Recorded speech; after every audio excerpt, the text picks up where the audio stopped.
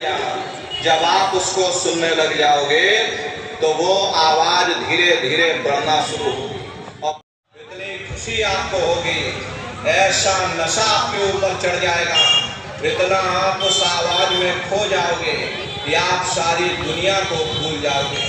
प्रेमी भाई बहनों, शंकर भगवान को वही नशा चढ़ा था। शंकर भगवान कोई गांजा भांग नहीं पीते थे। ये तो हमने आपने शंकर भगवान को भी बदनाम कर दिया कि शंकर भगवान का को भी वो नशा चढ़ जाए, क्योंकि उस आवाज में चुंबक है। जब आप उस आवाज को सुनने लग जाओगे तो वो आवाज आपको अपनी ओर खींचे, और जब खिंचाव होगा तो जीवात्मा का फैला हुआ प्रकाश ये 9 दरवाजों से सिमटने लगेगा। अब ये 9 दरवाजे कौन कौन से हैं? देखो प्रेमी भाई बहनों, अच्छी तरह से मलमूत्र का रास्ता, ये शरीर के 9 दरवाजे हैं।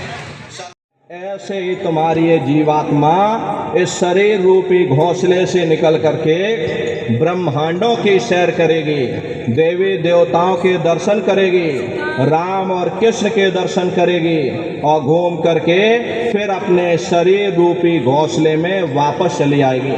प्रेमी भाई बहनों, ये ब्रह्मा विष्णु महादेव जिनकी सारी दुनिया पूजा करती है, आप सभी लोग ब्रह्मा विष्णु महादेव की पूजा करते हो।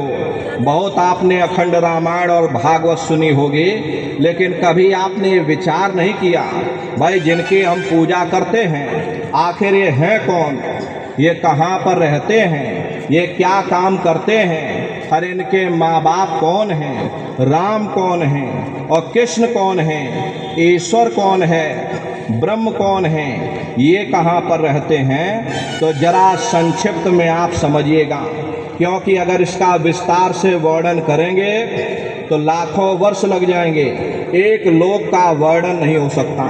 इतने विशाल लोक ऊपर बने हुए, और घंटे शंख की आवाज को पकड़ करके जब आप शरीर रूपी घोंसले से बाहर निकल जाओगे तो उसे घंटे शंख की आवाज को पकड़ करके ये जीवात्मा ब्रह्मांडों की चढ़ाई करती है। ये सूरज चांद सितारों को पार करने के बाद में सबसे पहले जो आपको लोक मिलेगा उसे महात्माओं ने शिवलोक कहा। शिवलोक वो तमोगुणी स्थान है, वहाँ के मालिक शिव जी हैं, वो पार्वती जी के साथ उस लोक में विराजमान हैं। शिव जी का दर्शन करने के बाद फिर जब आप ऊपर चढ़ोगे उसी के ऊपर ब्रह्मा जी का लोक आएगा। ब्रह्मा जी का लोक वो रजोगुणी स्थान है, वहाँ के मालिक ब्रह्मा जी हैं, वो गायत्री सावित्री और सरस्वती के साथ उस लोक में विराजमान हैं। और ब्रह्मा जी का दर्शन करने के बाद फिर घंटे शंख की आवाज को पकड़ करके फिर आप ऊपर की ओर चढ़ोगे। घंटे शंख की आवाज को पकड़ करके रखना पड़ता है। यदि आपने उस आवाज को छोड़ दिया तो सेकंड भर आपको नहीं लगेगा, धड़ाम से आप अपने शरीर में वापस लौट आओगे और बाहरी आंखों को खोल दोगे। इसीलिए उस आवाज को पकड़ करके रखना पड़ता है।